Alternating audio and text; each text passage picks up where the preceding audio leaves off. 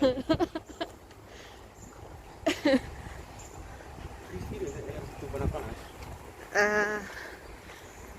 Sini aja lah. Tapi sebenarnya cantik kak sana tuh.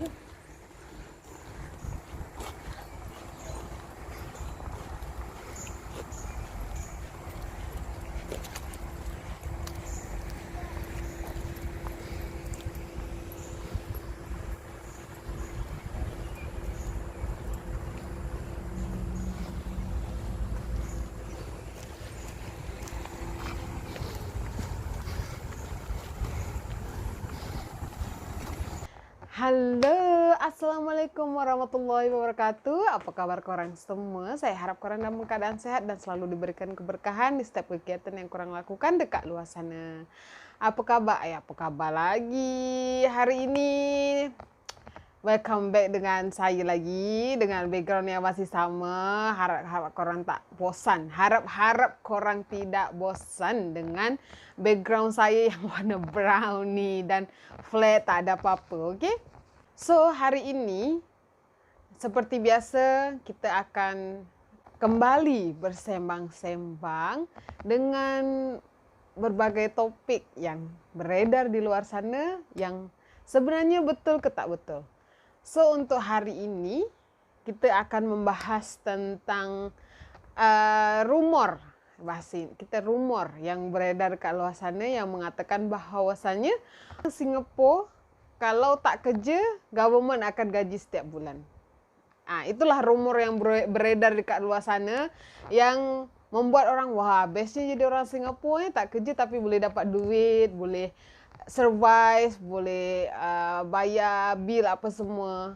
Tapi di kenyataannya adalah itu semua tak betul. Hanya sekedar rumor dekat luar sana yang kenyataannya bahawasanya dekat sini orang-orang Singapura dari yang muda sampai yang masih boleh bekerja akan bekerja keras untuk masa depan dia. Karena kenyataannya dekat sini orang akan bekerja sampai, mostly ada yang bekerja sampai tua untuk survive, untuk boleh membiayai hidupnya, dari bayar bil, untuk makan dan sebagainya. Sampai mereka tua, mereka akan terus bekerja. Selama badan masih kuat, orang akan bekerja. Mostly seperti itu. Dan di sini tak ada orang tua yang sangat jarang sekali orang tua yang mengharapkan duit dari anaknya gitu. Jadi macam sebenarnya saya tak kata dekat negara kita terlalu menganggap anak sebagai ini, tidak. Tapi mungkin dah saatnya untuk kita mengubah mindset kita bahawasanya anak akan ada masa depannya sendiri dan akan ada penghidupan sendiri, keluarga sendiri yang harus ditanggung. Sehingga kalau seandainya anak ada kelebihan setelah keluarganya tu setelah semua kebutuhan keluarga inti tercukupi, barulah dorang boleh kasih orang tua isteri atau orang tua suami macam itu. Dan mungkin yang korang dengar dari luar sana, memang itu ada terjadi, tapi untuk orang yang di atas 65 tahun ke atas.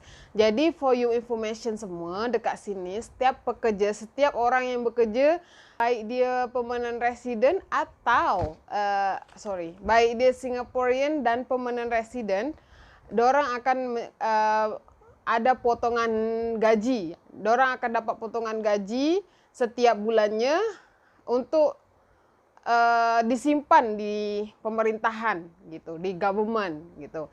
Jadi nanti saya akan try letak perhitungannya dekat sini,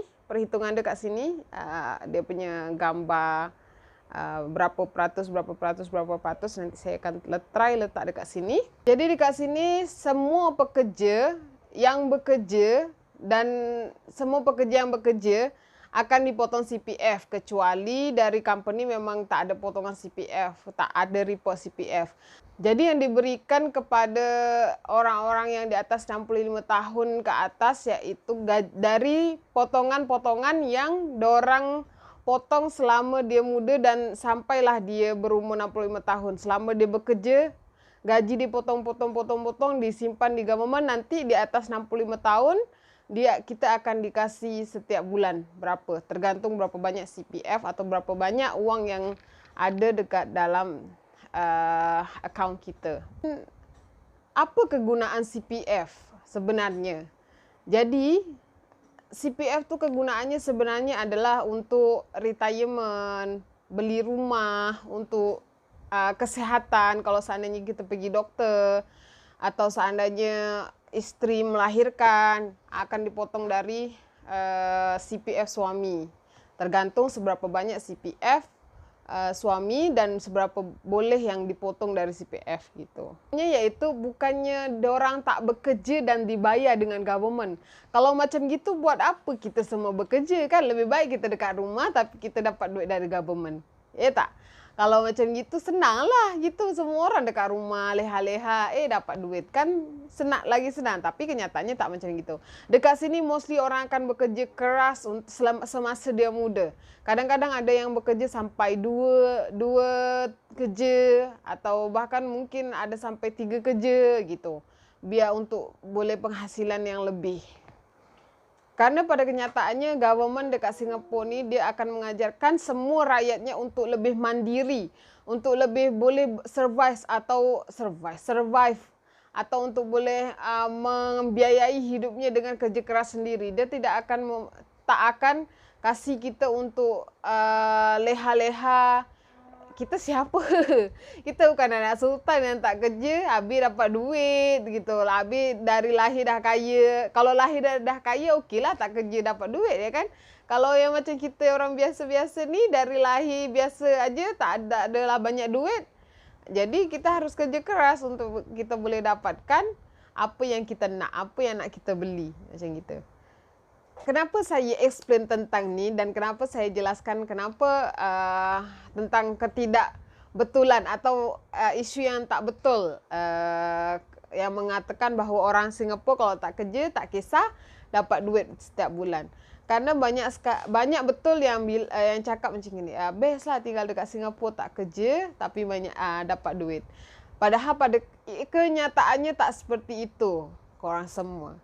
Karena dekat sini ya, hidupnya kerja, balik gitu.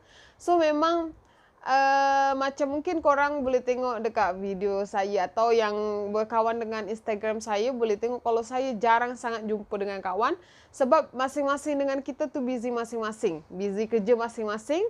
Kadang-kadang kita punya off tak sama sehingga kita jarang jumpa. Jumpa tu mungkin sebulan sekali belum tentu kita boleh jumpa. Kadang-kadang pernah sampai 8 bulan kita baru jumpa. Ya cuma kita hanya kontak dari WhatsApp, mesej tanya khabar macam gitu. Sebab kalau kebanyakan mostly kalau kita off, kita bonding time dengan family. Jadi kita habiskan masa dengan keluarga. Sebab dengan keluarga pun sama istilahnya. Kita akan jumpa time kita off atau mungkin dalam hal-hal tertentu saja. Selebihnya kita hidup masing-masing, kerja masing-masing untuk membiayai living cost dekat sini lah gitu. Sebab kenyataannya dekat sini semuanya mahal. Not only about yang mahal kereta, motor, rumah atau semua, tapi semua mahal. Dari grocery shopping setiap minggu atau setiap bulan yang kita keluarkan lebih mahal dan lebih banyak. Itu yang saya cakap contoh untuk 2 orang aja kita habis istilahnya kalau